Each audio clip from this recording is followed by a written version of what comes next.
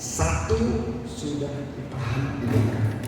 Satu lagi. Syederalun penyidik unit Tipikor Satreskrim Polres Langsa menetapkan 2 PNS lingkungan Pemko Langsa sebagai tersangka dugaan tindak pidana korupsi di Dinas Lingkungan Hidup Kota Langsa atas belanja rutin tagihan listrik penerangan jalan umum Kota Langsa dengan jumlah keseluruhan 16 miliar rupiah selama 4 tahun bersumber dari APBK Langsa tahun anggaran 2019 hingga 2022. Kedua pegawai yang telah ditetapkan tersangka perkara ini yaitu R, mantan Kepala DLH Kota Langsa, dan M, Kabid Konservasi Sumber Daya Alam DLH Kota Langsa. Pengungkapan kasus dugaan tindak pidana korupsi ini disampaikan Kapolres Langsa AKBP Andi Rahmansyah saat menggelar konferensi pers di Aula Adi Pradana Polres setempat pada Kamis 31 Oktober 2024. Kapolres mengatakan seorang tersangka berinisial M berstatus Kabid Konservasi Sumber Daya Alam DLH Kota Langsa telah ditahan di sel tahanan Mapolres Langsa. Tersangka sudah ditahan sejak tanggal 24 Oktober 2024 usai dilakukan pemeriksaan atau diambil keterangan sebagai tersangka untuk selanjutnya dilakukan proses penyidikan lebih lanjut.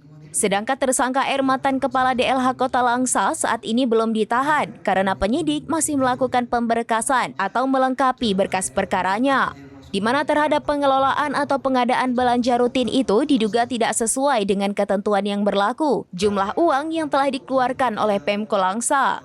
Untuk pembelian token listrik PJU Kota Langsa tidak sesuai dengan jumlah KWH atau uang yang dibeli token untuk diisikan ke meteran atau IDPL PJU Kota Langsa.